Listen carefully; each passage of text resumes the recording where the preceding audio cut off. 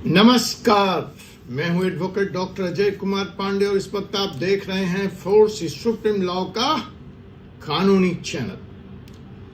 बंगाल, जी हां, कालिका प्रदेश बंगाल, जहां नई इबारत, नया इतिहास, नई उपलब्धियां लिखी गई। लेकिन मेरा मसला राजनीति से नहीं है, मैं तो कानून के सवाल पर हूं। और जो आज का सवाल है कि क्या यह चुनाव सुप्रीम कोर्ट रद्द कर देगा? क्या भाजपा की यह जीत का सपना अधूरा रह जाएगा?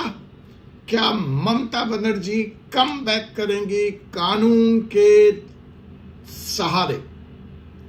जी हां, यह सवाल बहुत मौजूद है, क्योंकि आपने ममता बनर्जी का वह रंगचंडी रूप देखा, जैसे वो खुद सुप्रीम कोर्ट में आकर सड़ के सवाल पर, स्पेशल इंटेंसिव रिवीजन के सवाल पर बहस करती हैं। तो क्या ममता बनर्जी एक बार फिर कलकत्ता से दिल्ली कूच करेंगी और सुप्रीम कोर्ट का दरवाजा खटखटाएंगी? क्या यह चुनावी नतीजा कानूनी चक्रव्यूह में फंसकर बंगाल में सरकार नहीं बनने देगा, या फिर बंगाल में मध्यावधि चुनाव होंगे, मिड टर्म पोल होंगे, या फिर बंगाल में 40 या 50 सीटों के चुनाव परिणाम रद्द होंगे और सरकार खतरे में आएगी? बहुत सारे सवाल हैं कानून के इस एंगल से, जिस पर कोई बात नहीं कर रहा है। सब लोग लड्डू खाने, झाल मुड़ी खाने, माछ भात खाने में व्यस्त हैं।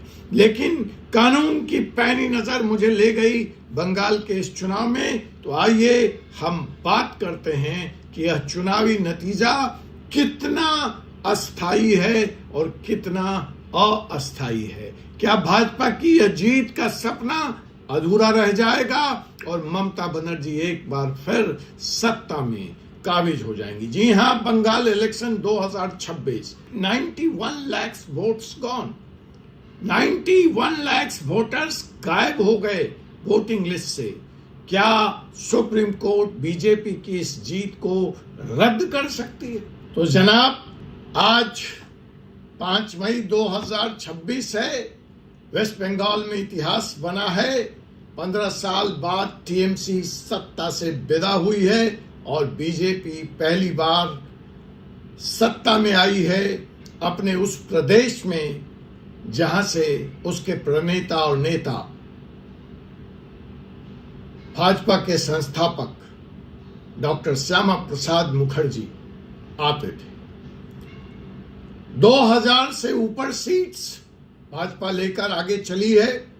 ममता बनर्जी अपनी ही कंस्टिट्यूएंसी में चुनाव हार गई। लेकिन रुकिए, क्या आप जानते हैं कि सुप्रीम कोर्ट का एक छोटा सा वाक्य इस पूरे चुनाव प्रक्रिया पर तलवार की तरह लटक रहा है? क्या था वह छोटा सा वाक्य? जस्टिस चोए माला बागची ने एक ऑब्जर्वेशन दिया था और कहा था कि हम इस पूरी जीत को रद्द कर सकते हैं। इसीलिए मैंने पूछा कि क्या यह चुनाव रद्द हो जाएगा, सुप्रीम कोर्ट इसको रद्द कर देगी? तो आइए हम बात करते हैं कि आखिर जस्टिस जोए माला बागची उस किस खतरनाक फॉर्मूले के आधार पर चुनाव रद्द करने की बात कर रहे थे। पूरी एक एक कंस्टिट्यूएंसी का डाटा लेकर आपके बीच आऊंगा, पूरा लीगल रोड मैप रखूंगा। अंत तक बने रहिएगा, क्योंकि यह अगले 6 महीने की इंडिया की डेमोक्रेसी की, लोकतंत्र की और कानून की सबसे बड़ी कहानी लिखे जाने वाली है। सबसे बड़ा स्क्रिप्ट इमरजेंसी, इंदिरा गांधी के इमरजेंसी के बाद अगर लोकतंत्र और कानून का कोई स्क्रिप्ट लिखा जाना है तो वह यह लिखा जाना है। तो जनाब, आप पहले समझिए बैकग्राउंड को। बंगाल में आज 3 चीजें एक साथ हुई। पहला, बीजेपी भारी बहुमत से, प्रचंड बहुमत से जीती है। 15 साल के बाद ममता के हाथ से चीफ मिनिस्टर की कुर्सी निकल गई है। दूसरा और सबसे महत्वपूर्ण इंपॉर्टेंट बात, स्पेशल इंटेंसिव रिवीजन यानी कि सर्व के तहत इलेक्शन कमीशन ने बंगाल की वोटर लिस्ट से लगभग 91 लाख नाम काट डाले, निकाल डाले, डिलीट कर दिए। जो राज्य का वोटर था वह 7.6 करोड़ से घटकर 6.7 करोड़ हो गया, अर्थात 12% वोटर गायब हो गए। अगर इस संख्या की बात करूं, इस 12% की बात करूं तो पूरा का पूरा एक स्विट्जरलैंड वेस्ट बंगाल में एक देश गायब हो गया। स्विट्जरलैंड की यही आबादी है जितने वोटर हमने यहां निकाल दी। तीसरा इंपॉर्टेंट बात, मैंने कहा था ना 3 बातें एक साथ हुई हैं, तो तीसरी इंपॉर्टेंट बात, अब इस 91 लाख लोगों में से 27 लोगों ने इलेक्शन कमीशन की इस कार्रवाई को ट्रिब्यूनल में चुनौती दे रखा है, जिस पर फैसला आना बाकी है। उनकी अपील ट्रिब्यूनल के पास पेंडिंग है और चूंकि अपील पेंडिंग है इसलिए उनको वोट डालने नहीं दिया गया। अब अगर कंस्टिट्यूएंसी वाइज हम बात करें तो मुर्शिदाबाद में 4.5 लाख नाम काटे गए एक जिले में, मालदा में 2.5 लाख नाम काटे गए, नादिया के कुछ इलाकों में तो 78% वोट्स गायब हो गए, 78%। मथुआ कम्युनिटी जो भाजपा की समर्थक है, ट्रेडिशनली भाजपा को सपोर्ट करती है, वह भी मारी गई। इसमें कोई हिंदू मुसलमान आप मत करिए, मैं तो संख्या की बात कर रहा हूं। और आज या कल सुबह से आपने खुद देखा कि ममता बनर्जी खुद भवानीपुर के काउंटर सेंटर पे आरोप लगा रही हैं, कह रही हैं सीसीटीवी बंद थे, टीएमसी के एजेंट्स को अंदर नहीं जाने दिया गया, उनको मारा पीटा गया।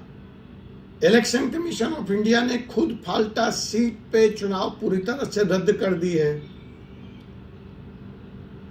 यह कहकर कि वहां पे सीवियर इलेक्ट्रल ऑफेंस किए गए हैं और 21 मई को फाल्टा सीट पर रीपोलिंग ऑर्डर की गई। तो ये है बैकग्राउंड बंगाल के चुनाव का कि इलेक्शन कमीशन भी मान रहा है, चलिए वो एक सीट पे मान रहा है, फिलहाल की धांधली हुई इसलिए इलेक्शन कैंसिल किया। ममता बनर्जी भवानीपुर के सीट पर सवाल उठा रही हैं, नादिया जैसी सीट जहां 78% वोटर गायब हैं, बाकी मालदा और दूसरे जिलों की कहानी आपको मैंने बता ही दी। माटिया कम्युनिटी उसकी अलग शिकायत है जो कि वो भाजपा की सपोर्टर है। तो ये तो बैकग्राउंड है, ये तो फैक्ट है। अब आपको लिए चलते हैं असली कहानी की तरफ। असली कहानी क्या है? तो साहब असली कहानी है सुप्रीम कोर्ट का वह formula, Bagchi formula, justice Bagchi formula, जिसके आधार पर मैं ये सवाल उठा रहा हूं कि क्या सुप्रीम कोर्ट बंगाल के इस चुनाव को, भाजपा के इस जीत को रद्द कर देगा। जिसके आधार पर यह मैं सवाल उठा रहा हूं कि क्या 40 से 50-60 सीटों पर रीपोलिंग होगी। जिसके आधार पर मैं यह सवाल उठा रहा हूं कि क्या बंगाल में मिड टर्म पोल होगा। बहुत अनिश्चित सी स्थिति है इस वक्त बंगाल में। खुशी के माहौल में चीजों को जिस परिप्रेक्ष्य में देखा जाना चाहिए शायद अभी नहीं देखा जा रहा है, लेकिन देखना तो पड़ेगा सूनर और लेटर। तो जनाब वो Bagchi formula, justice Bagchi formula, खतरनाक फॉर्मूला जो इस वक्त बंगाल के सर पर मंडरा रहा है खतरा, वो क्या है आइए समझते हैं। देखिए, जब सुप्रीम कोर्ट में सर की सुनवाई हो रही थी तो वहां एक गोल्डन लाइन जस्टिस बागची ने कहा। वह गोल्डन लाइन क्या थी? ये इस पीठ में खुद मुख्य न्यायाधीश CJI सूर्यकांत और जस्टिस बागची बैठे थे। केस था, आप जानते हैं, Mamata Banerjee versus Election Commission of India, Mostari Banu versus Election Commission of India, Derek O'Brien versus Election Commission of India. और इस तीनों केस की सुनवाई करते हुए जस्टिस बागटू ने एक सिंपल लेकिन डायनामाइट से भरा हुआ सवाल इलेक्शन कमीशन से पूछा था इस सुनवाई के दरमियान। अगर आपको याद हो वो सवाल क्या था? वह सवाल ये था कि उन्होंने इलेक्शन कमीशन ऑफ इंडिया से कहा कि अगर विनिंग मार्जिन 2% है, जो यहां 40 से 50 सीटों पर है, ध्यान दीजिएगा मेरी बात, सुप्रीम कोर्ट ने क्या कहा था कि अगर विनिंग मार्जिन 2% है और अगर 15% वोटर्स वोट ही नहीं डाल पाए तो सुप्रीम कोर्ट क्या करेगी? यही डायनामाइट सवाल इलेक्शन कमीशन से पूछा था कि तो उस स्थिति में इलेक्शन कमीशन क्या करेगा।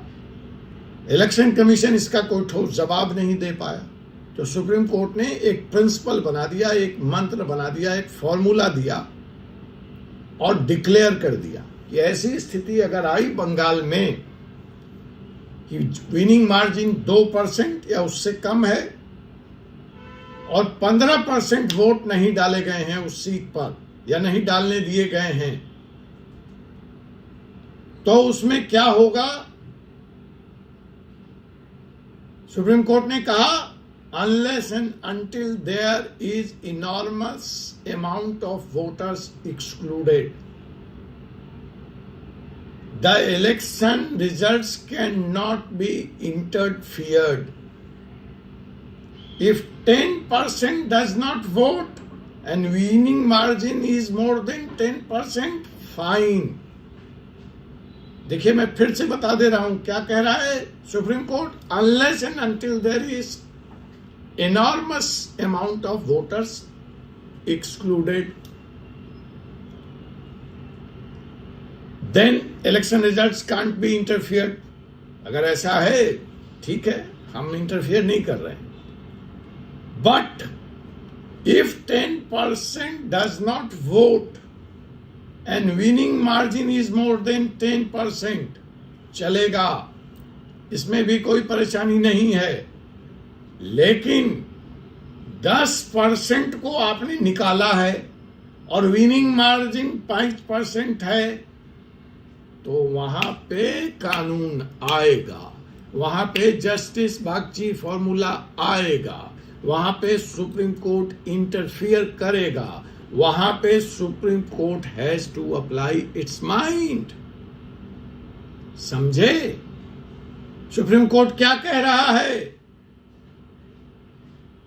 सुप्रीम कोर्ट ये कह रहा है कि भाई अगर तू बहुत बड़े मार्जिन से जीता है तब तो तेरी जीत सेफ है, लेकिन जीत का अंतर कम है, पतला है,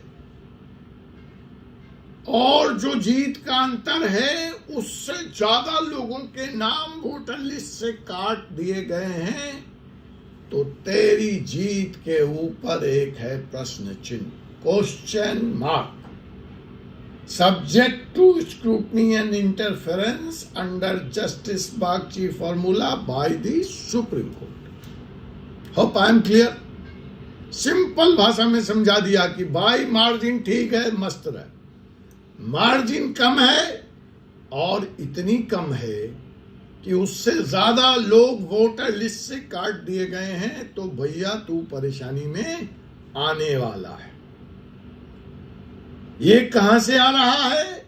ये आ रहा है section 100 subsection 1D(3) of the Representation of Peoples Act 1951 का बैकबोन।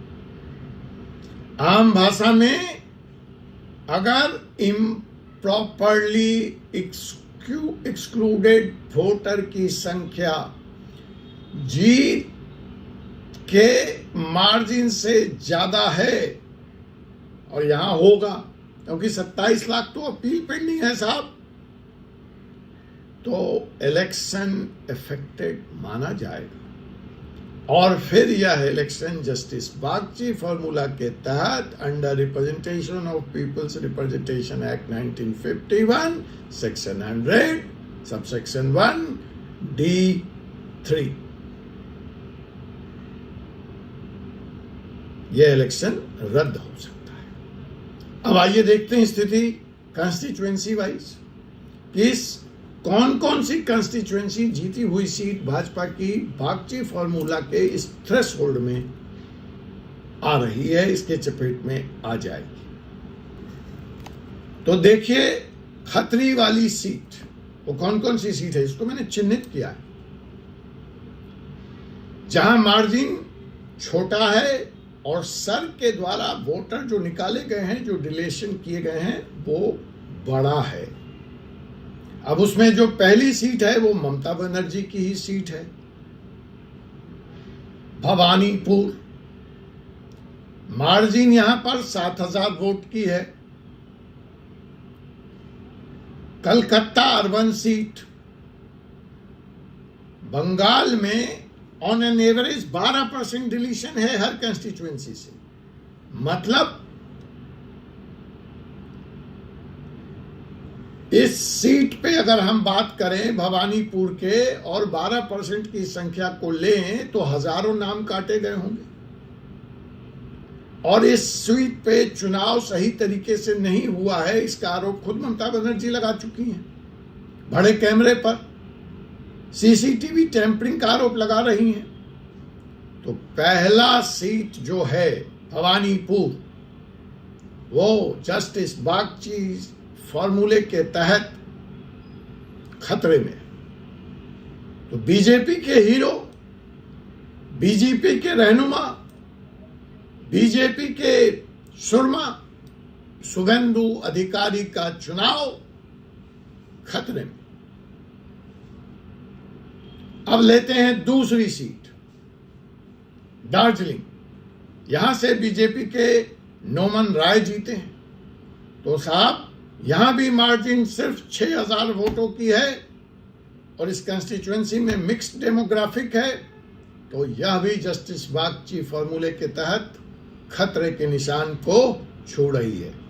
आइए नंदीग्राम, सॉरी मैं करेक्ट कर दूं, भवानीपुर से शुभेंदु अधिकारी नहीं थे, शुभेंदु अधिकारी नंदीग्राम से हैं। तो यहां वो जीते हैं, लेकिन यह सीट भी खतरे में है। यह वही सीट है जहां 2021 में ममता बनर्जी हार गई थी। और अगर यहां भी मार्जिन पतला रहा तो यह भी चैलेंज होने वाले सीट में तब्दील हो जाएगा। फिर हम लेते हैं मुर्शिदाबाद की सीटें। तो मुर्शिदाबाद में आपने देखा कि पूरे 4.5 लाख डिलीशंस हुए हैं। हर असेंबली में 20 से 25 हजार नाम काटे गए हैं। और अगर किसी भी सीट पर 20,000 से कम का मार्जिन है तो वो सब के सब चैलेंज होने की टेरिटरी में आता है। और इस तरह से बहरामपुर, सागर दिग्गी, डोमकी, जालगानी, ये सारी की सारी सीटें खतरे के निशान को छूती हुई फिलहाल नजर आती हैं। मालदा जिले की सभी सीटें, यहां भी 2.5 लाख से ज्यादा का डिलीशन है और यहां भी नैरो मार्जिन वाली सीट से खतरे के जद में है। नादिया की कुछ सीटें जहां 78% तक डिलीशन किया गया, माथुआ बेल्ट, यहां जो भी जीता है चाहे वो बीजेपी का हो या टीएमसी का, उसका मार्जिन सर के एक्सक्लूजन से कंपेयर होगा और वह भी खतरे की जद में आएगा। वो सीटें सुरक्षित हैं जहां मार्जिन बड़ा है, इसलिए हम उनकी बातें नहीं कर रहे। बीजेपी ने जहां जहां लैंडस्लाइड विक्ट्री की है वो सब पोजीशन फुल प्रूफ है, उसको कोई खतरा नहीं है।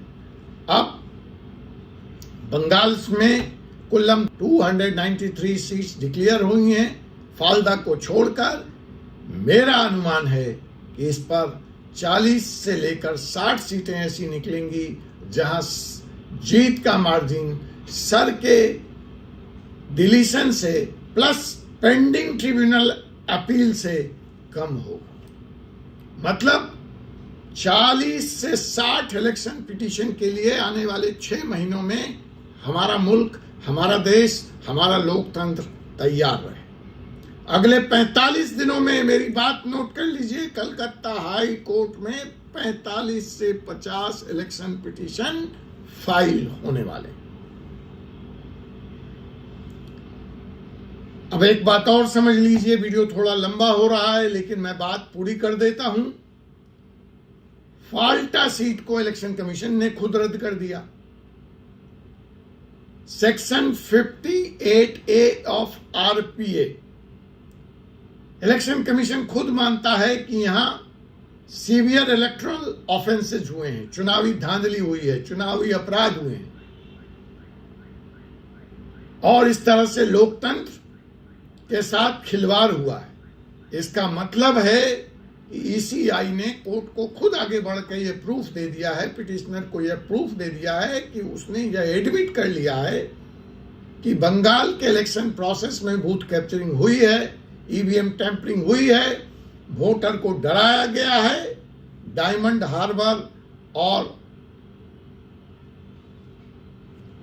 कई इलाकों में इन्हीं सवालों के तहत रीपोलिंग भी इलेक्शन कमीशन ने ऑर्डर किया है।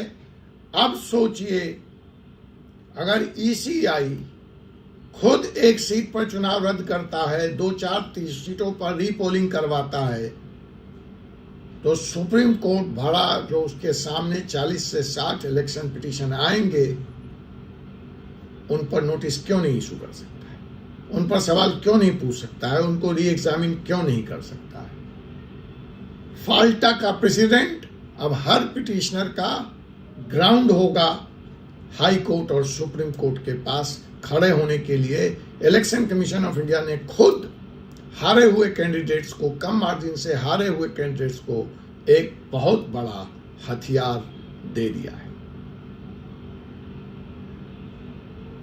अब जो आगे का रोड मैप है, जो लीगल रोड मैप है कि रिजल्ट के 45 दिनों के अंदर RP section 80A and 81A of RPA के तहत हारा हुआ कैंडिडेट कलकत्ता हाई कोर्ट में इलेक्शन पिटीशन फाइल कर सकता है। वह अपनी पिटीशन में 3 बातें मुख्य रूप से कहेगा। सेक्शन 100 सबसेक्शन 1D का 3rd, improper rejection non inclusion of voters, sir का ग्राउंड, जो ऑलरेडी यह पार्टी यह केस लड़ रही है। सेक्शन 100 का same subsection 1D4, non compliance with the constitution and RPA. यहां पे आएगा ममता बनर्जी का सीसीटीवी टैंपरिंग, सीसीटीवी नहीं दिखाना, उसका फुटेज नहीं देना और उनके एजेंटों को काउंटिंग बूथ में प्रवेश नहीं देना।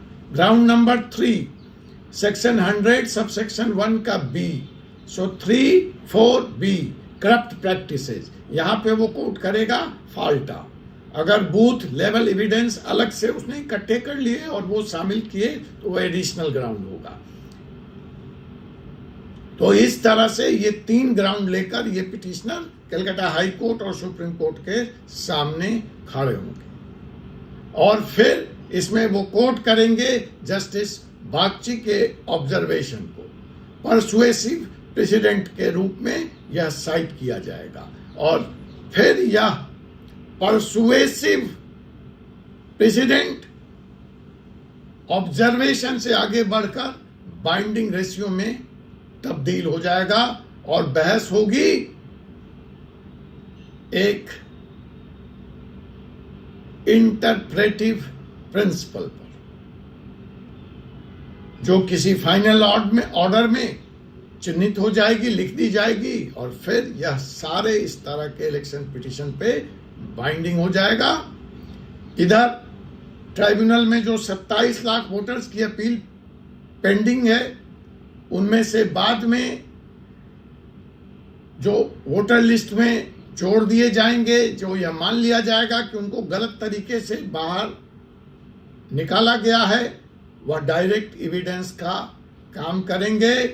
यानी आज जो ट्राइब्यूनल धीरे धीरे काम कर रहा है, उसके आने वाले 6 महीने में उसके फैसले इस इलेक्शन पिटीशन की बैकबोन बन जाएंगे। कलकत्ता हाई कोर्ट में जो भी होगा, सुप्रीम कोर्ट में सेक्शन 116A के तहत अपील होगी और यहां से यह मैटर कॉन्स्टिट्यूशनल बेंच तक जा सकता है। अब ऐसी हालत में एक सवाल चलते चलते आपसे है, और वह सवाल यह है कि दोस्तों, बीजेपी ने बंगाल जीता जरूर है, 15 साल के बाद ममता की कुर्सी गई है, लेकिन यह जीत क्या फाइनल है? यह जीत एक कानूनी तलवार के नीचे सांस तो नहीं ले रही, और वह तलवार है, वह स्वॉर्ड है जस्टिस बागची फॉर्मूला।